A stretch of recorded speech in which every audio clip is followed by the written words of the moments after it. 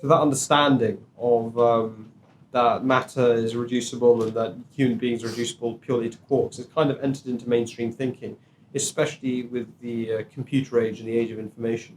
In the idea that the human brain is nothing more than a very complex computer. And the consequence of this kind of thinking is now that as people start to think about designing artificial intelligence, there's a big industry now that's talking about how there's going to come a day whereby artificial intelligence is going to be smarter than human beings. Yeah. It's going to take over humanity. I mean, Elon Musk in particular raises the specter of Terminator 2 in all its glory. And that artificial intelligence will be the great terminator of humanity, as it were. So, I mean, do you foresee that, and do you worry about this? Does that keep you up at night? Not for a minute. Not for a minute. I mean, look, let's be honest. We're three smart guys here. We can recognize nonsense on stilts when it comes tripping into a room.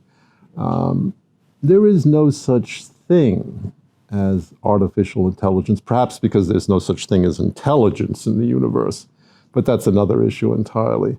But the idea that some remarkable program is going to malevolently interfere with human life, when we can malevolently interfere with human life to such a much higher standard, is it's just one of those things you wonder, I mean, what do these people think of it? Give me an example. Give me an example of an AI program that really fools anyone, that does something that a 3-year-old child can do. Yeah, absolutely. This stuff about the singularity. Who's the guy with the singularity? Yeah, they want to reduce the human brain to something the size of a postage stamp and put it on a chip. A perfect fit in the case of this guy. This stuff is part of the chatter. And if Elon Musk should be sitting up nights worrying about his batteries, not about the Terminator. But I don't believe he's seriously concerned. I don't believe Stephen Hawking was seriously concerned. These guys are smart enough not to fall for that kind of gibberish. Why is it so misconceived, in your opinion? The fear.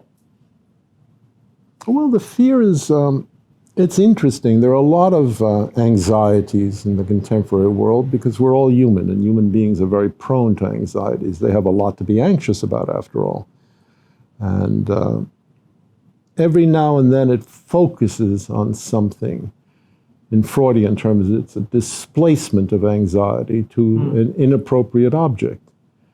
And I think since, in fact, computer programs have gotten better, faster, more sophisticated, it's very natural to make a grand leap of extrapolation and saying, another 10 years is going to be a computer program like Hitler, but he won't make those same mistakes. Oh, give me a break. It's not going to happen. This isn't in the future. We can't reproduce. We have no analytic insight into the most trivial of human accomplishments. Walking is one example. Talking is another example. Being able to move in a social environment is a third example. I mean, look at self-driving cars. Sure, they're okay. But that's not a very high standard of success if you're worried about the Terminator, is it? I mean, some self-driving car that crashes into the mail truck is going to destroy the human race? That's not likely to happen.